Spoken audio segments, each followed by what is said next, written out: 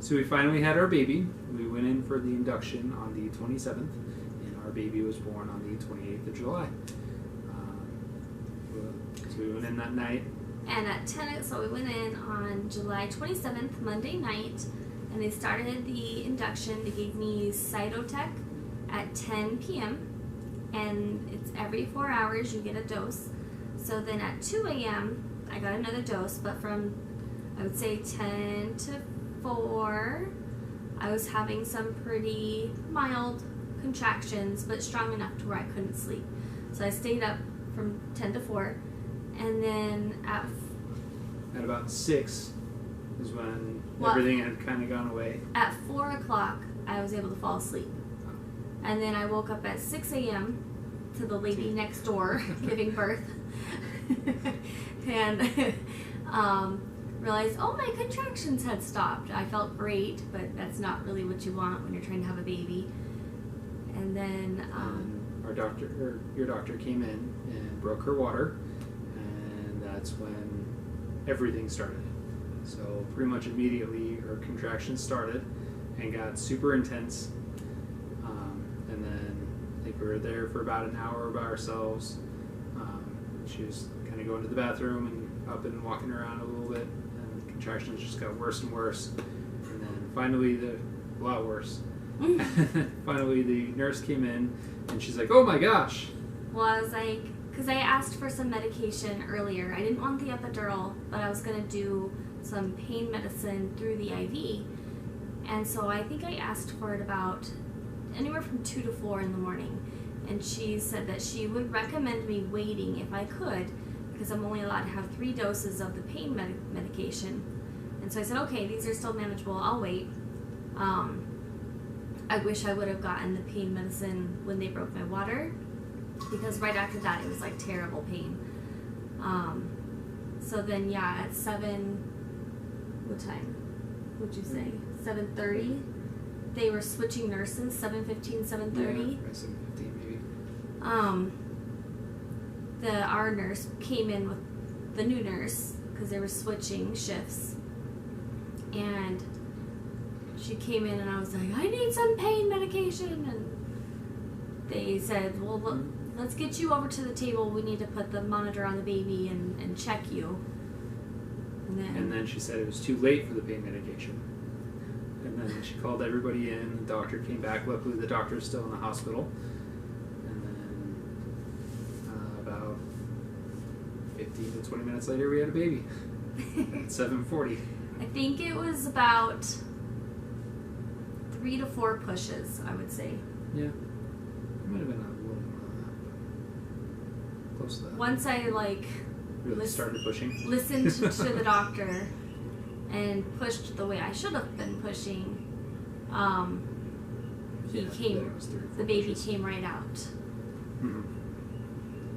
And then being in the hospital during COVID was a little strange, much different than our other 2 babies. So we couldn't have anybody in there. Luckily, we didn't have to wear a mask the whole time, because she had gotten a COVID test, and obviously I would probably have it too if she had it. So they thought we were clear. So we didn't have to wear a mask while we were in the room. But if I went out to the cafeteria or anything, I had to wear a mask, which was fine. Mm-hmm. But not being able to have visitors there was very odd. Yeah, it was really sad. It was nice being like the 2 of us and being able to bond with the baby and then have some time to ourselves before the baby came.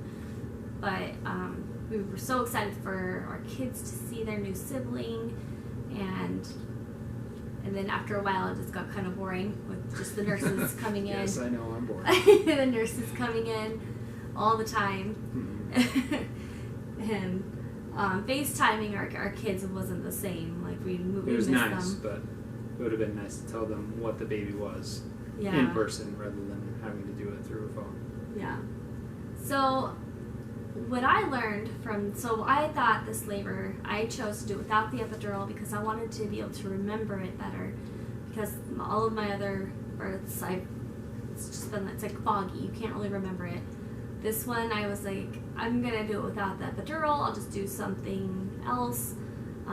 contractions won't be that bad. I can manage through them, I was dead wrong.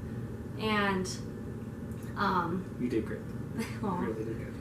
and then so next time I am gonna get the epidural because I have learned my lesson.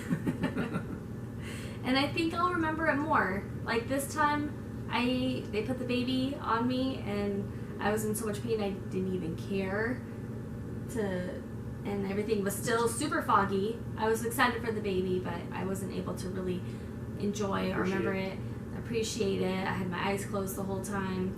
I wasn't able to see his reaction to seeing our baby for the first time. So yeah. Seeing you in that much pain was very hard too.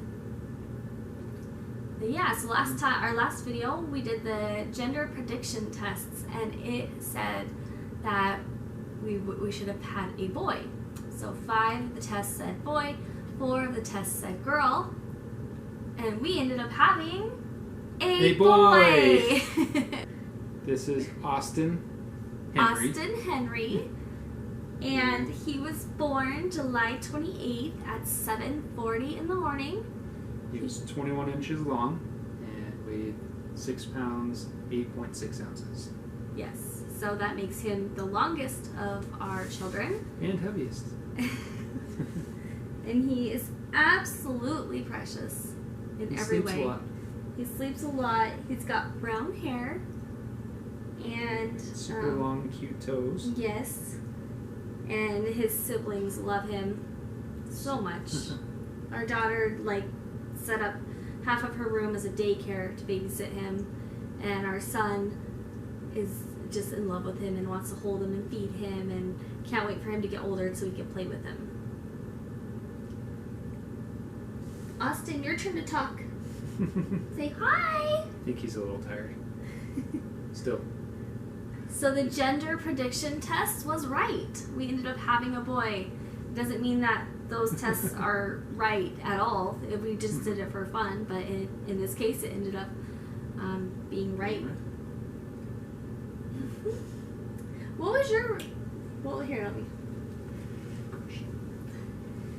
So, what was the first time right when he came out?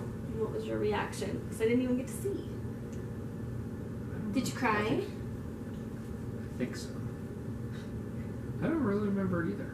So I was so worried about you, and then trying to focus on the baby also, or on Austin.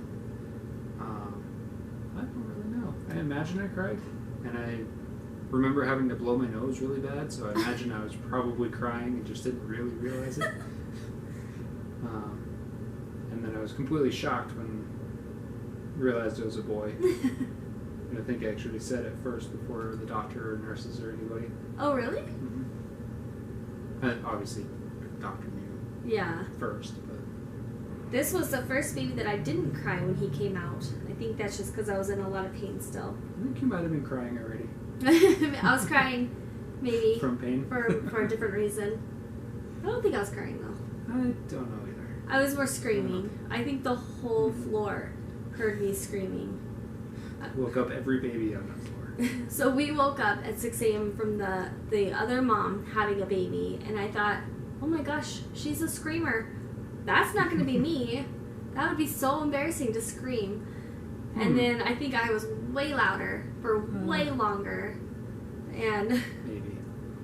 I don't think for the... Well, we woke up at the end, I think, or at least I did. I think I woke up from the last scream of hers. So I don't know how long she was going for. So. But it's all worth it in the end. Because now we have Austin here. All right. All right. Bye. Bye.